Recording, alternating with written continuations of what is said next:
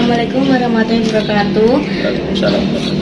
Saya Mentari Srinta Kalini dari STKIP PGRI Jombang, Prodi Pendidikan Bahasa Indonesia, ingin melakukan wawancara kepada Bapak Isna ini tentang materi pembelajaran menyimak. Apakah Bapak bisa? Bisa, oh, siap. Oke, kita mulai ya Pak dari pertanyaan pertama. Menurut Bapak, mengapa pembelajaran menyimak itu penting diterapkan untuk siswa SMA Negeri 1 Nyimbang? Pentingnya pembelajaran menyimak di sekolah, khususnya di SMA Negeri 1 Nyimbang. Ini sebelumnya kita ke belakang dulu ya, bahwa keterampilan berbahasa itu kan salah satunya adalah menyimak ya. Nah, menyimak ini satu bentuk pembelajaran yang unik dibandingkan dengan keterampilan berbahasa yang lain seperti membaca dan menulis, di mana menyimak ini dibutuhkan proses konsentrasi yang lebih ya, untuk bisa memahami ya, informasi apa yang dia terima. Jadi tingkat kesulitannya itu lebih tinggi, makanya lebih unik dibandingkan dengan berbicara ataupun menulis. Kalau menulis itu terkadang dia menyalin gitu ya. Nah, tapi kalau menyimak ini dia mendengarkan informasi dari orang lain untuk bisa memahami informasi apa yang dia peroleh nanti. Informasi apa yang disampaikan oleh pembicara itu harus bisa diserap atau diterima oleh pendengar itu sendiri. Nah, maka saya katakan di sini menyimak adalah proses bentuk pembelajaran atau keterampilan berbahasa yang unik gitu, dan membutuhkan konsentrasi yang lebih tinggi, tapi sangat penting untuk proses ini. Jadi lebih menekankan untuk menangkap apa materi yang untuk bisa memahami, maka dibutuhkan proses konsentrasi yang lebih tadi. Ini menyimak ini kan lebih ke bahasa lisan ya. Ini kan lebih bahasa lisan. Bahasa lisan itu kan terkadang orang hanya satu kali berbicara menyampaikan informasi secara lisan. Nah, bagaimana kita bisa berkonsentrasi untuk menyerap informasi tersebut gitu. Maka ini penting untuk dipelajari. Pertanyaan selanjutnya, menurut Bapak, pendekatan pembelajaran menyimak seperti apa yang cocok diterapkan di SMA Negeri 1 Nyimbang? Untuk pendekatan pembelajaran menyimak yang cocok diterapkan di SMA Nyimbang ya, khususnya untuk saya sendiri ya. Untuk saya, karena pendekatan ini kan banyak, ada beberapa macam ya pendekatan untuk pembelajaran ya. Ini ada CPS, ada kooperatif. Kalau saya lebih ke kooperatifnya ya. Karena lebih ke pendekatan pembelajaran kooperatif gitu, kalau untuk materi menyimak. Itu aja kalau. Terus apa alasan Bapak memilih pendekatan pembelajaran menyimak kooperatif itu? Alasannya Bapak? Kenapa saya harus memilih pendekatan pembelajaran kooperatif? Saya rasa di pendekatan ini lebih melibatkan siswa lebih banyak daripada ketika saya menggunakan model pembelajaran yang sifatnya klasikal itu ya. Klasikal itu satu kelas, misalnya ada satu anak maju ke depan untuk menyampaikan, kemudian yang lain menyimak dengan waktu satu kali pertemuan itu 2 jam. Itu kayaknya lebih efektif kalau saya menggunakan pendekatan pembelajaran kooperatif, di mana siswa dibentuk dalam kelompok-kelompok kecil.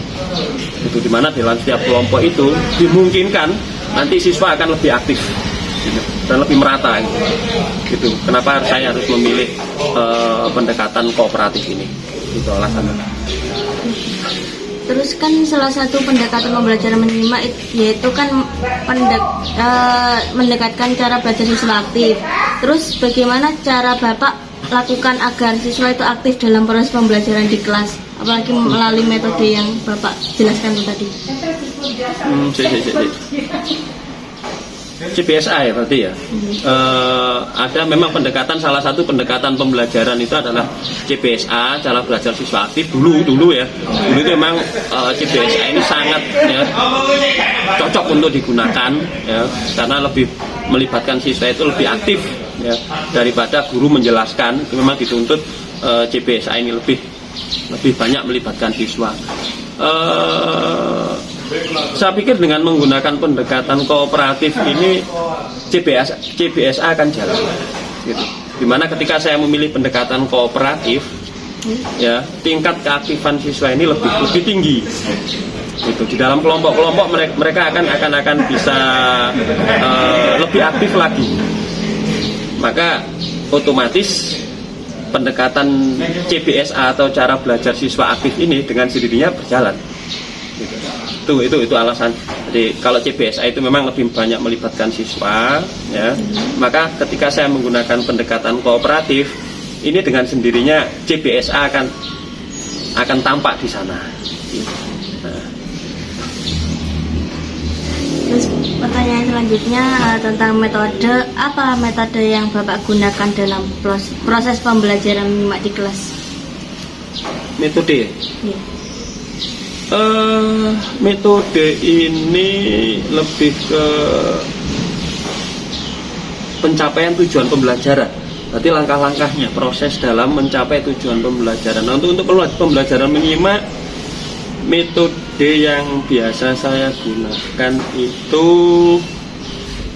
metode konstruktivitas. Ya, saya biasa menggunakan metode konstruktivitas kalau saya untuk di materi menyimak ini.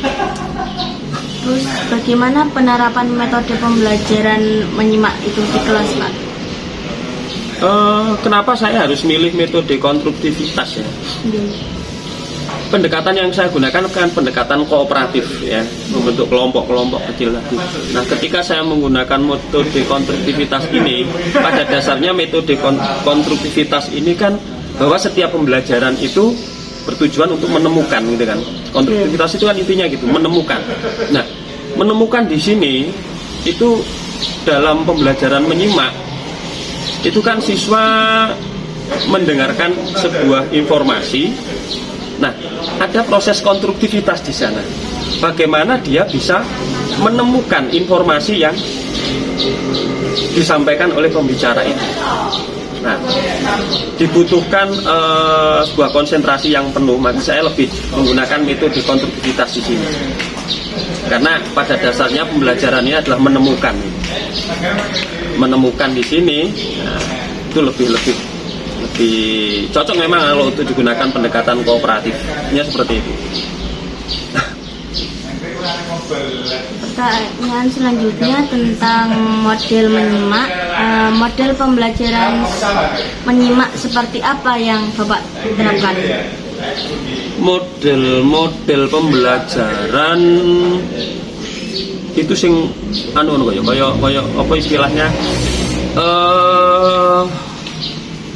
Pembelajaran berbasis masalah apa ngono ya. Kalau menyimak lebih cocok kayaknya di ini yang apa STAT itu ya, yang STAD itu ya. Kalau orang ini kan mengatakan STAT tapi STAT itu kan salah ya banyak kan, harusnya kita ucapkan kan STAD. Cuma bahasa Inggrisnya rada lali kayak aku lupa. Lebih ke tim siswa kelompok prestasi.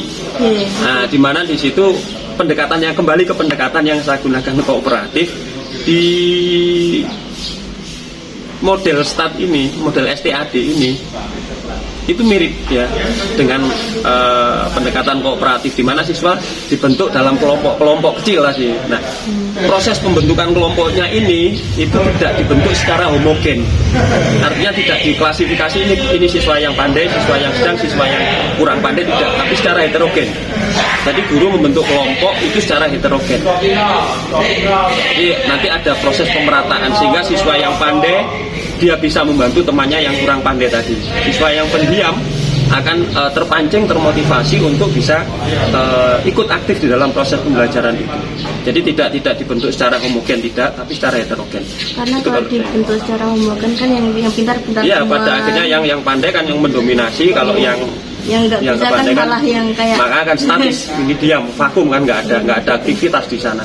Itu maka saya menggunakan itu kalau di metode menyimak itu yang tim siswa kelompok prestasi tadi. Jadi ketika siswa ada yang kurang maka akan dibantu oleh temannya yang lain tadi. Terus apa model pembelajaran yang paling efektif diterapkan di kelas? Maksudnya itu kan model pembelajaran itu, tapi yang paling efektif diterapkan di kelas itu yang kayak gimana menurut Bapak? Untuk efektif dan tidaknya sebuah model pembelajaran yang digunakan oleh guru di dalam sebuah pembelajaran, ini tergantung ya, banyak faktor yang mempengaruhi. Terkadang awal kita mengatakan model ini yang paling baik, tetapi dengan kondisi kelas yang tidak kondusif atau tidak sesuai dengan apa yang kita rencanakan, ini akan bisa menghambat. Jadi kalau menurut saya model pembelajaran yang kita gunakan itu kita sesuaikan ya, kita sesuaikan dengan kondisi kelas ya, kondisi kelas seperti apa, waktunya seperti apa gitu. Jadi saya tidak bisa mengatakan ini yang paling efektif, tidak gitu. Jadi kenapa saya menggunakan metode STAT tadi, itu saya hanya lebih menekankan bahwa ketika siswa saya bentuk kelompok-kelompok ini dan pembentukan kelompoknya secara heterogen, ini siswa tidak satu kemampuan ya, satu kemampuan, tapi ada semacam pembahuran di sana gitu. Jadi kenapa saya memilih STAT? Karena mungkin kalau STAT ini dari kondisi apapun akan membantu dan pembelajaran akan bisa berjalan. Jadi kalau saya mengatakan tidak ada yang efektif tadi ya pertanyaannya ya, tidaknya paling efektif itu ya tergantung konteksnya di lapangan seperti apa, di kelas seperti apa. Kalau menurut saya seperti itu. Terus apa saja kendala yang Bapak alami saat melakukan model pembelajaran itu? Kendalanya biasanya kayak nggak sesuai ekspektasi. Kembali tadi ke pertanyaan yang kedua, model pembelajaran yang efektif itu yang paling efektif itu yang seperti apa? Ya kendalanya tadi, jadi kita tidak bisa mengatakan ini paling efektif. Karena apa?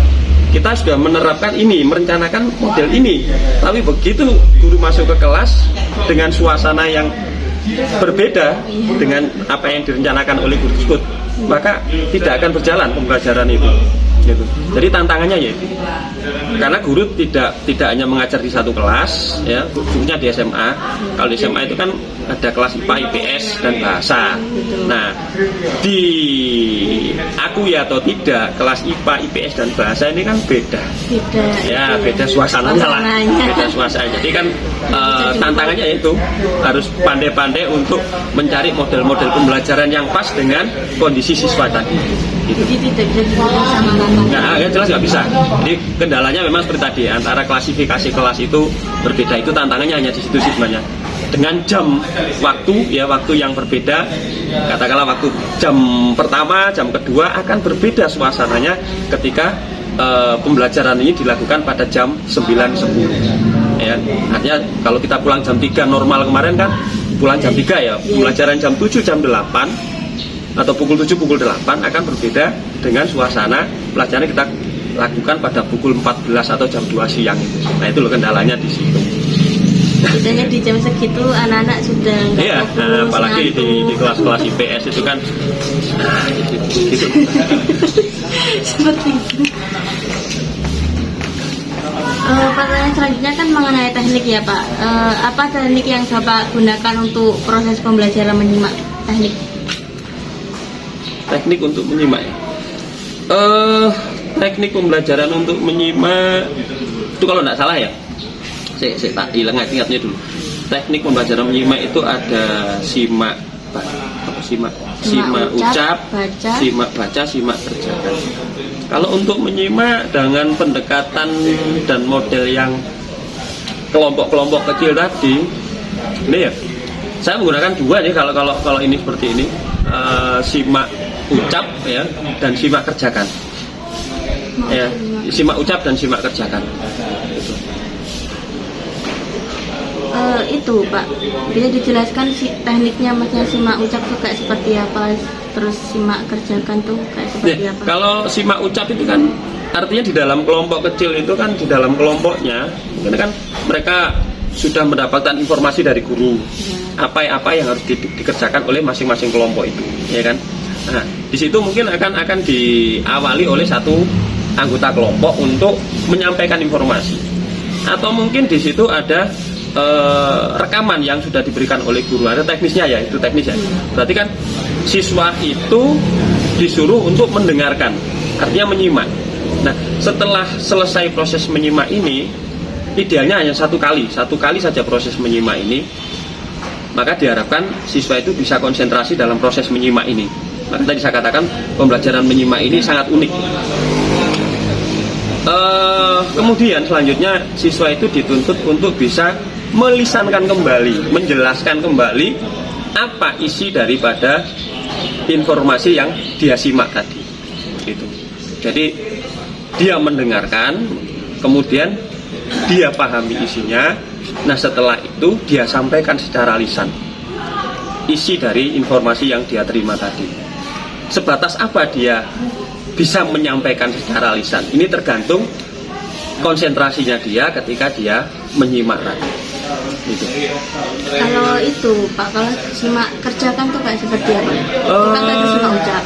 Kalau simak kerjakan sih sebenarnya kalau definisi ya, kalau definisi dari simak kerjakan ini kan guru memerintahkan, ya kan?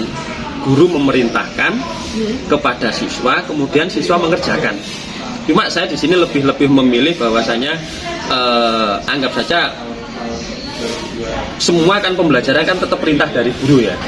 Saya asumsi saya seperti itu. Jadi guru setiap pembelajaran ini berdasarkan perintah guru. Gitu.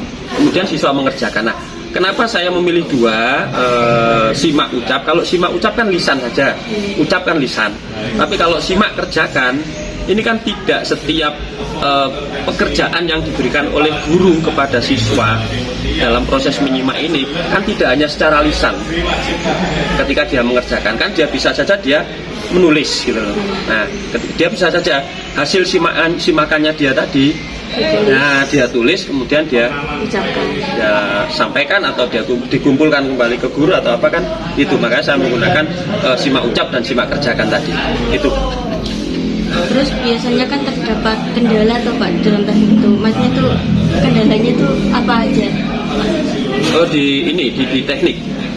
Iya, di tekniknya itu. Saya pikir kendalanya ya kembali ke suasana kelas. Ya, kembali ke suasana kelas karena memang input dari siswa setiap awal tahun itu kan berbeda antara sekolah yang satu dengan sekolah yang lain.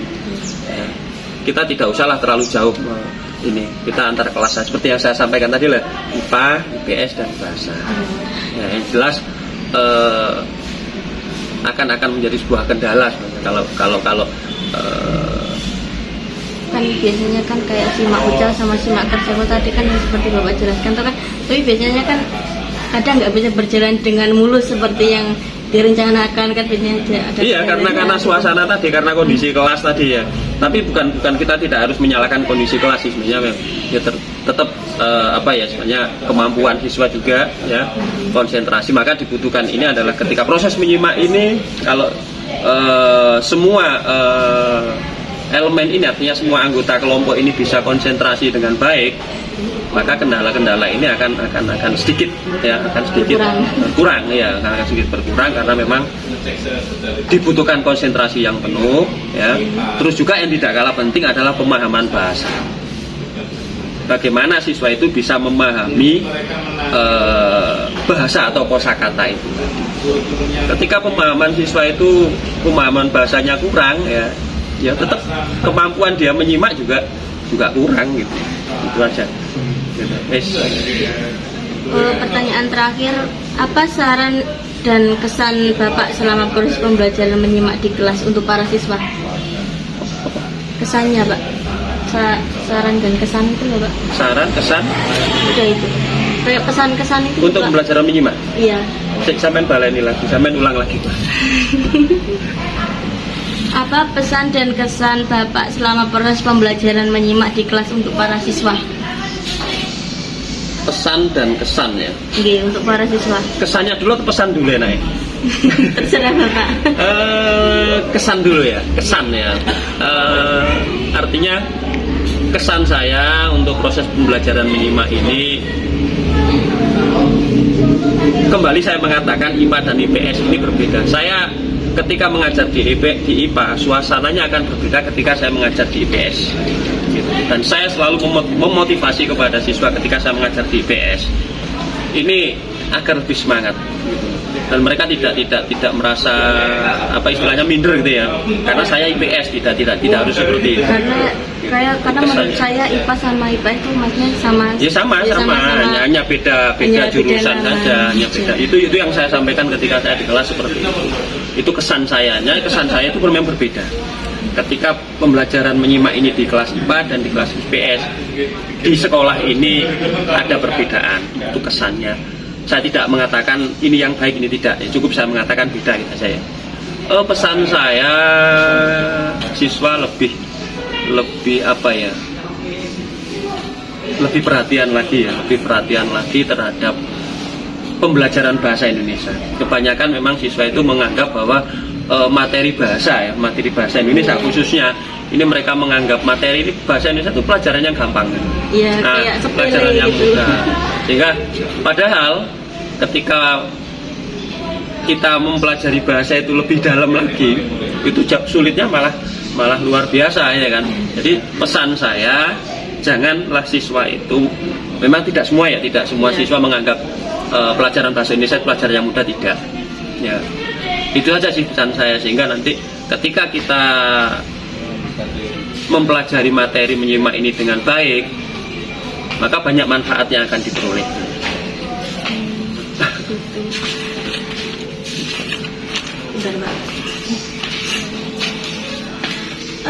Demikian wawancara dari saya. Terima kasih atas waktunya Pak Isnaini, guys.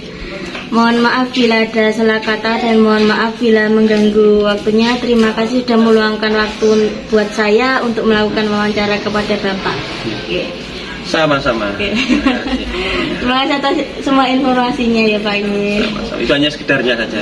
Jadi saya mohon maaf bila penjelasannya agak kurang sesuai, karena saya tidak bisa menghafal apa yang ada di buku ya, tapi hanya garis-garis besarnya saja lah yang bisa saya sampaikan. Ya pun Pak, saya akhiri. Wassalamualaikum warahmatullahi wabarakatuh. Waalaikumsalam warahmatullahi wabarakatuh.